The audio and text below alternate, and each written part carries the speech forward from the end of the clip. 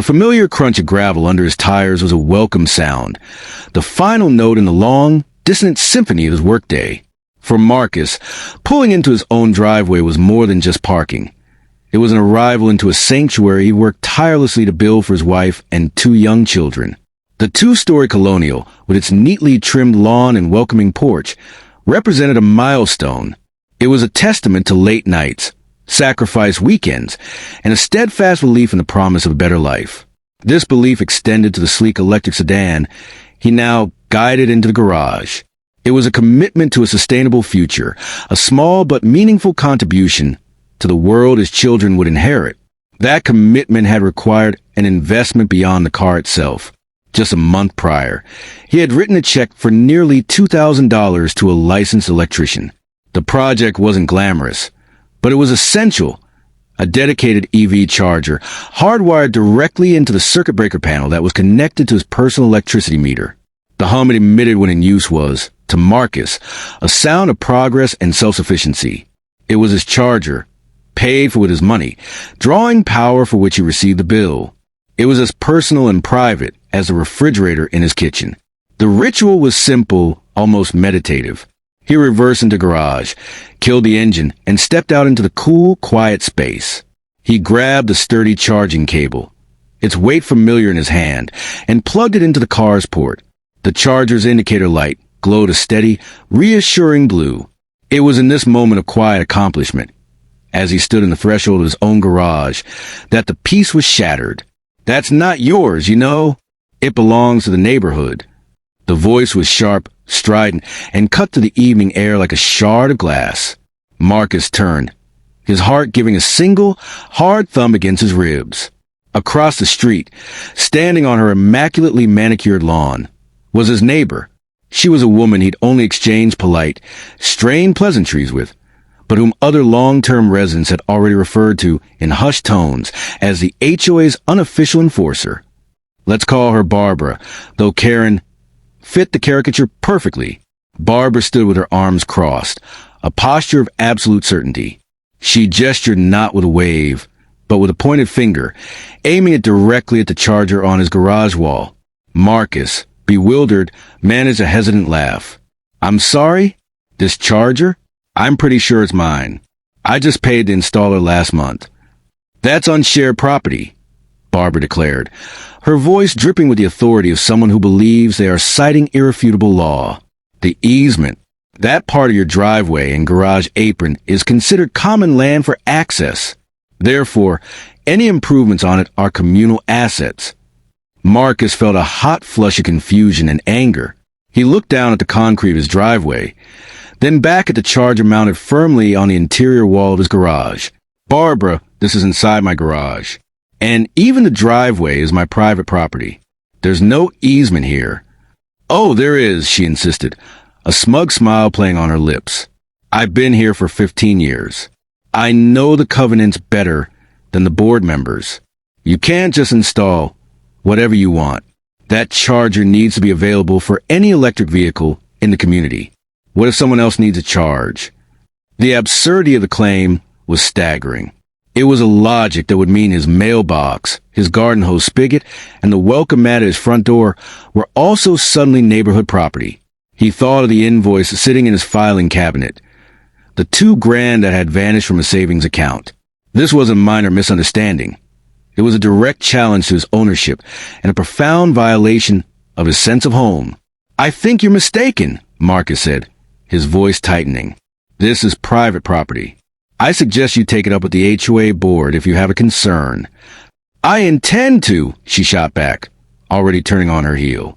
"We'll see what the bylaws say about unauthorized installations on common ground." She marched back into her house, the door clicking shut with an air of finality. Marcus stood frozen in his driveway, the blue light of the charger now feeling like a beacon attracting trouble. The suburban tranquility he had purchased had just been fractured. The investment in his home and his family's future was suddenly under siege by a bizarre claim from across the street. The long day was over, but a new, more exhausting battle had just been declared, of course. Here is the expanded version of the text, delving deeper into the characters and the escalating conflict. Karen wasn't merely a neighbor. She was a self-appointed sovereign of the subdivision. Having resided there for nearly 2 decades, she considered the homeowners association less a governing body and more her personal fiefdom. The thick binder of covenants, conditions, and restrictions, CC and RS, was not a set of guidelines to her, but a sacred text, and she was its most zealous high priestess. Her reign was built on a foundation of petty grievances and unsolicited corrections.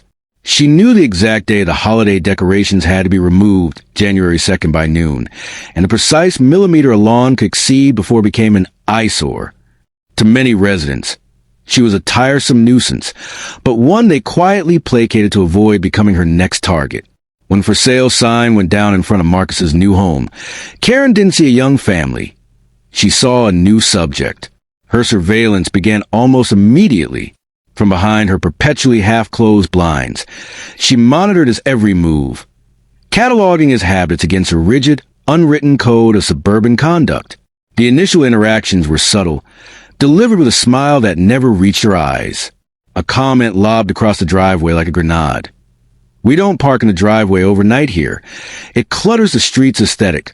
Or a note left on his front door, written in her precise, looping script. "Please note, trash cans must be placed beside the curb, not on it, to avoid impeding sidewalk traffic."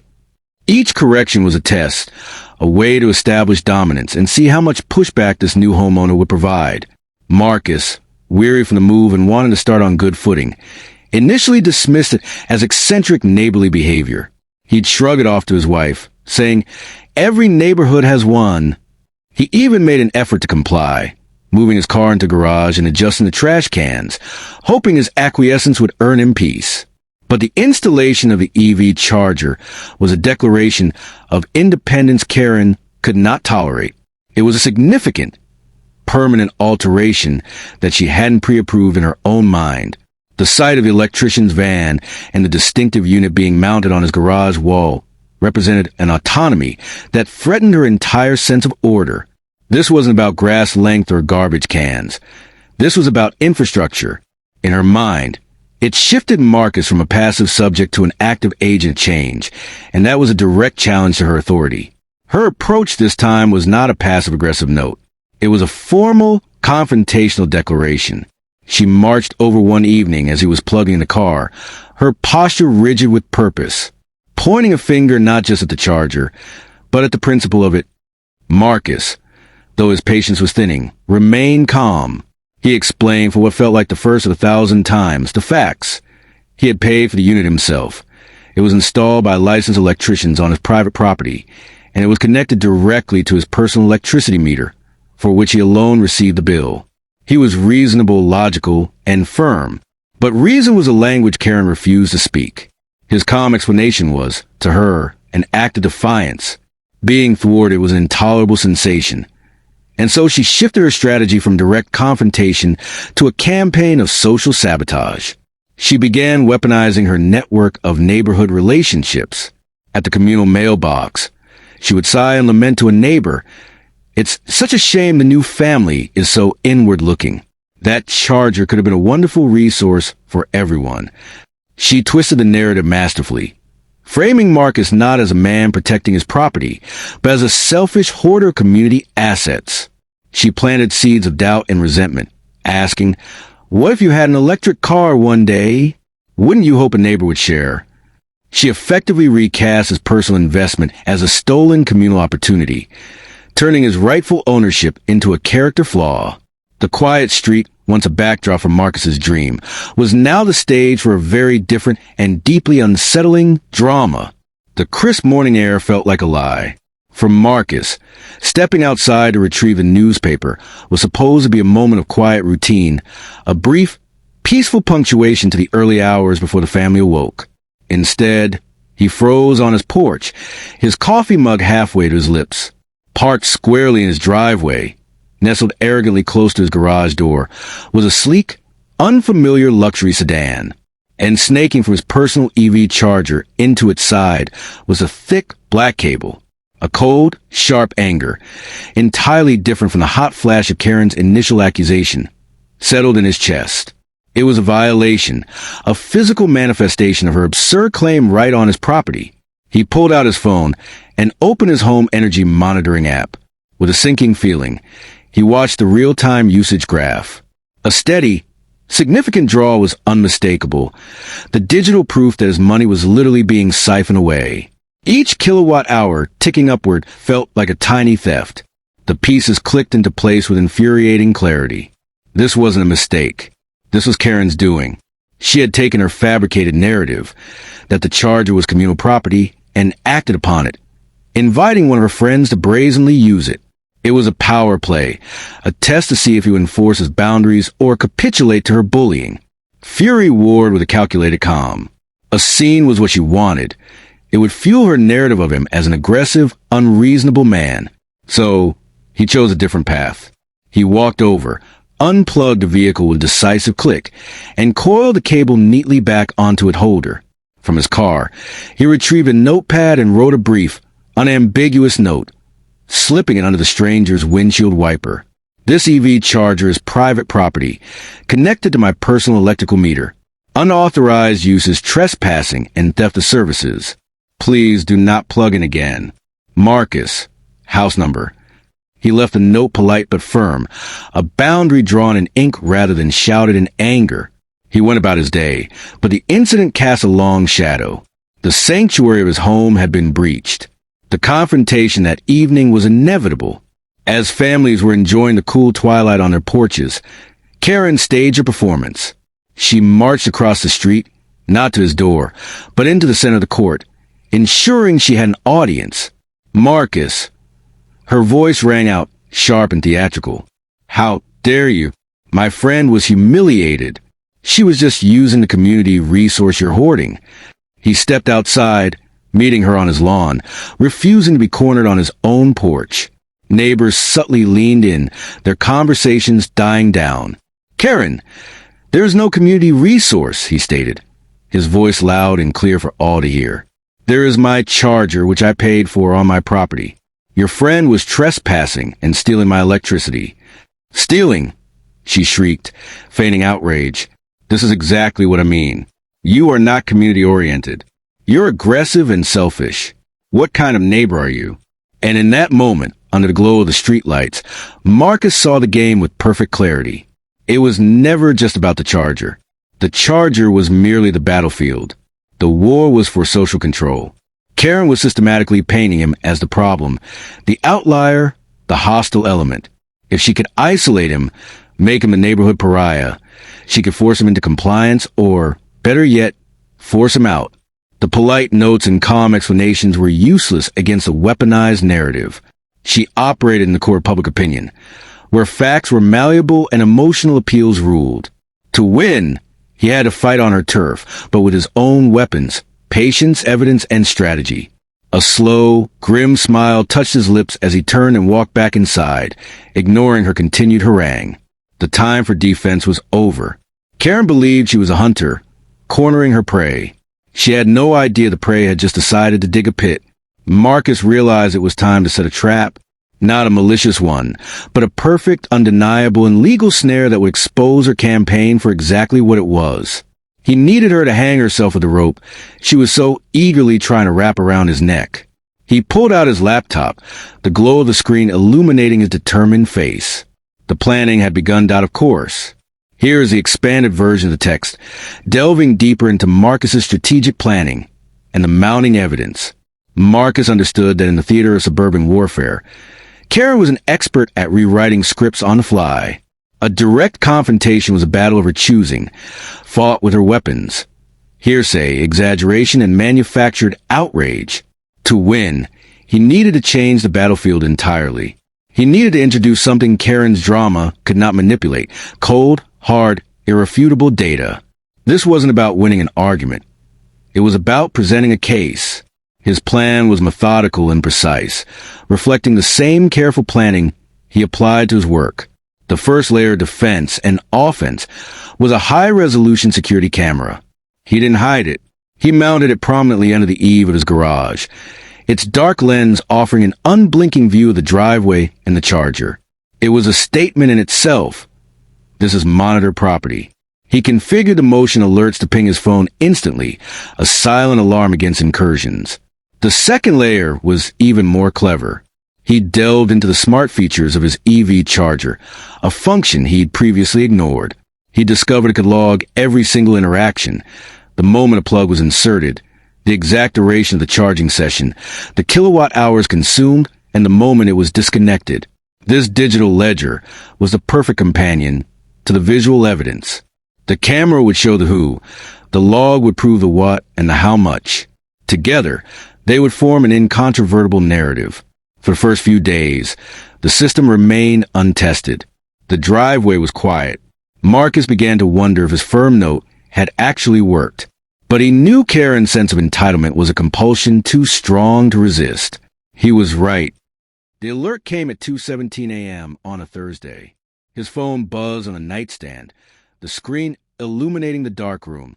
The preview showed a grainy, night vision image of his driveway. A car he didn't recognize was idling near his garage. And there she was.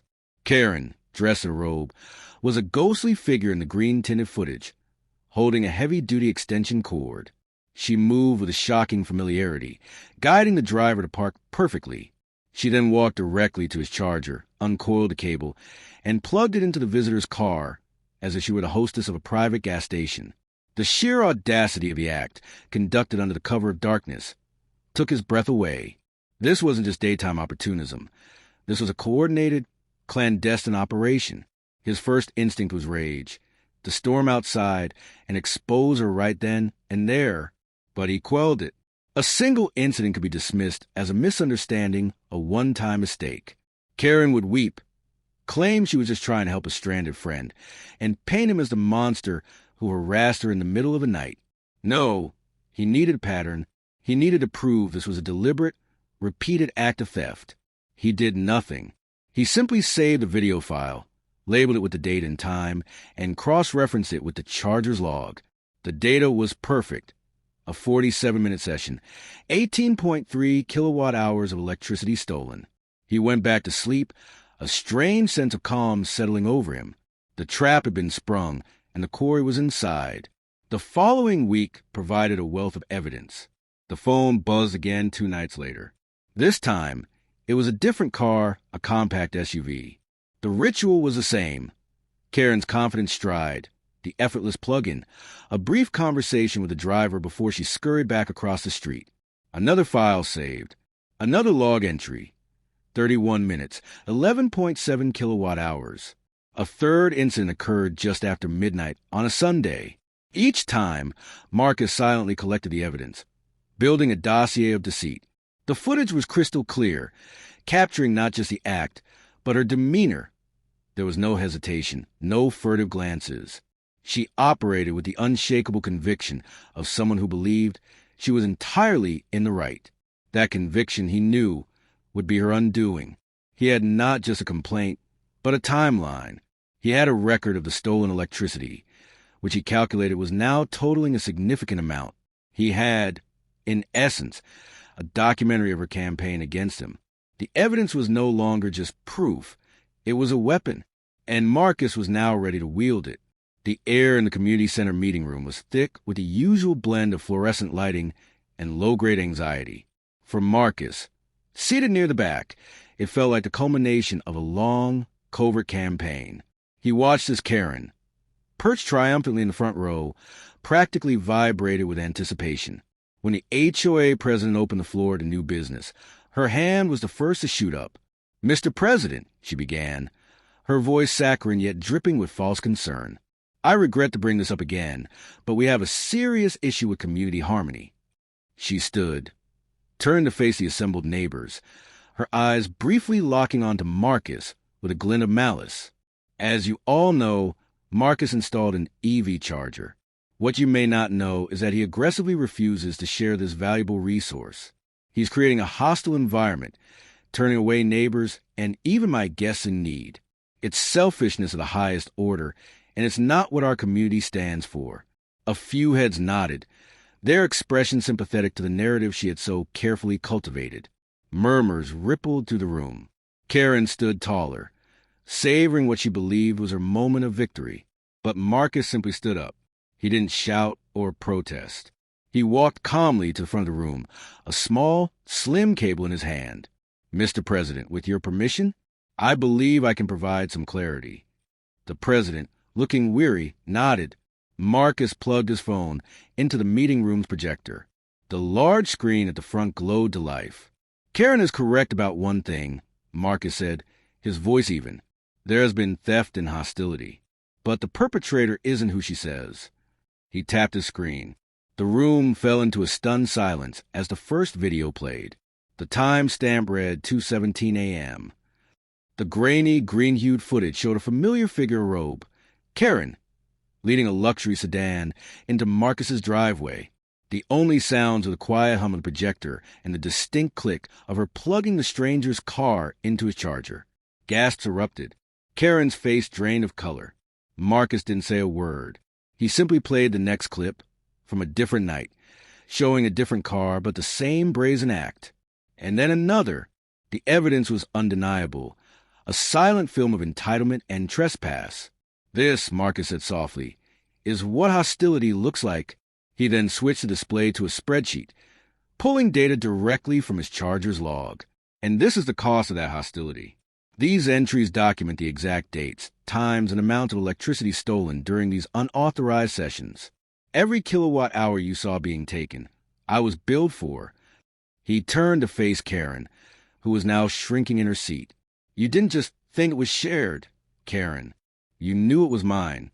You waited for the cover of darkness to orchestrate these thefts, all while publicly painting me as the villain." The HOA president stood up, his face a mask of stern embarrassment. The room's sympathy had pivoted so sharply it was almost audible. Neighbors who had once offered Karen consoling looks now stared at her with open disgust. "Karen," the president said, his voice cutting through the tension, "this is completely unacceptable. The board has reviewed the property lines and the bylaws. The charger is unequivocally Marcus's private property. You have repeatedly trespassed, stolen utilities, and most egregiously, deliberately misled this entire community to cover your actions." Karen tried to stammer a defense, her voice a thin whine. I was trying to be neighborly.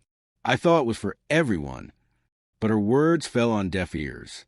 The visual evidence was too damning. The board formally issued her a stern warning, noting that Marcus would be well within his rights to press criminal charges for theft and trespassing, a fact he chose, for the moment, to hold in reserve. The meeting adjourned in a hushed, awkward frenzy. As people filed out, several neighbors approached Marcus, offering handshakes and apologies. "I should have known," one said, shaking his head. "She's always been a piece of work, but I never thought she'd go this far." From that day forward, Karen's reign was over. She would speed up when walking past Marcus's house, never making eye contact. The petty notes and public criticism ceased. The neighborhood, freed from her toxic influence, began to develop a genuine, easygoing camaraderie.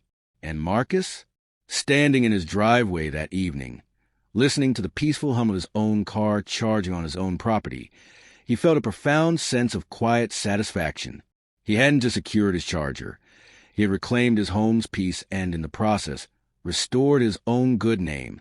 The trap had not only caught the predator, but had also freed the entire community.